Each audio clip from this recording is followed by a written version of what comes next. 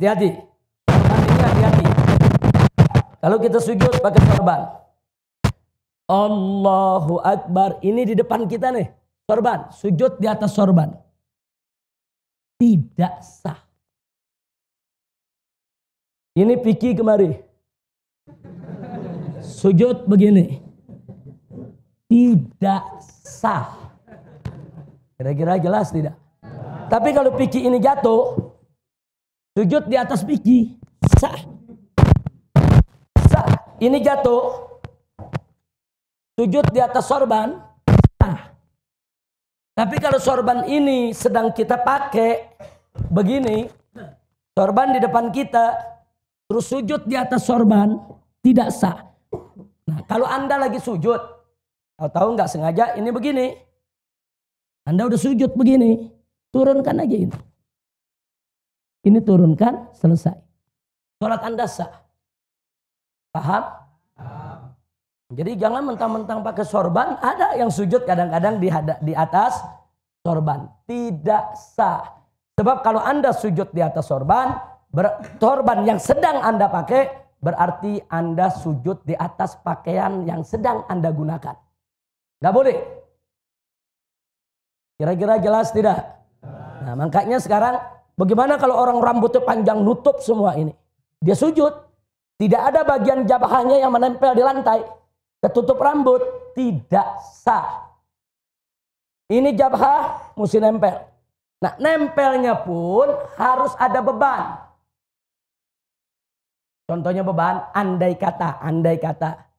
Ini tempat sujud saya tepung atau bedak. Andai kata bedak. Kalau saya sujud, saya angkat, ngejiplak, ada tanda sujud. Itu berarti saya sujud dengan beban. Ada orang sayang menjambulnya. Dia sujud, hati-hati saudara, cuma nempel begini. Ada yang begitu. Andai kata ada bedak, nggak ada tanda sujud. Tidak sah. Sujud itu bukan sekedar nempel, tapi ada beban. Nah, jadi kalau dalam kitab fikih diumpamakan andai kata ada tepung, tepung itu ada bekas cap jidat kita. Kira-kira jelas tidak? Paham? Nah, jadi sujud ada tata caranya. Jangan sembarangan kita sujud.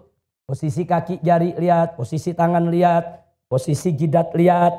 Nah, ini yang penting. Termasuk perempuan yang suka yang pakai apa? Mukena. Kadang-kadang mukenanya panjang, begitu dia sujud, mukenanya di depan. Dia sujud di atas mukena. Tidak sah. Makanya hati-hati tempat sujud kita.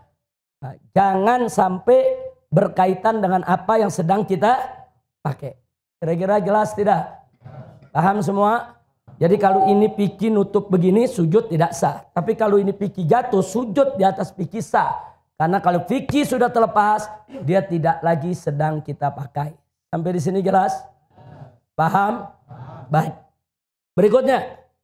Nah, begitu kita bangun dari sujud, perhatikan kaki kita. Bangun dari sujud. Allahu Akbar. Pantat kiri kita duduk di atas kaki kiri.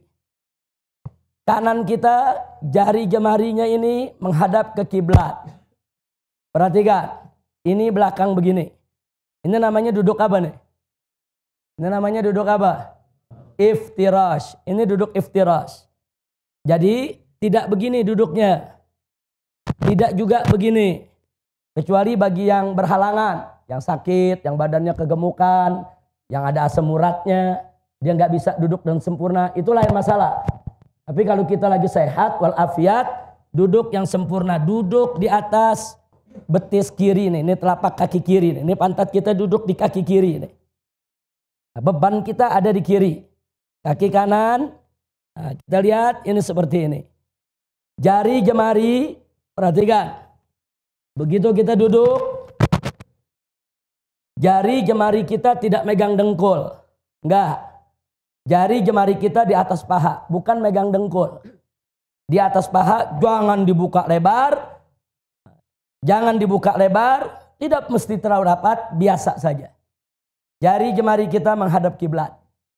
Tanah kiblat, semua menghadap kiblat, kita punya jari. ujung jari sejajar dengan ujung dengkul kita. Jadi bukan di atas dengkul, tapi di atas paha ujung ini. Seperti ini. Nah, jadi ini kaki kita seperti ini, belakangnya, depannya seperti ini. Sampai di sini jelas tidak? Kemudian kita sujud sama seperti itu. Nah, setelah sujud kita akan berdiri. Nah, dalam mazhab Syafi'i saat kita mau diri ada sunnah untuk kita yaitu duduk sejenak istirahat.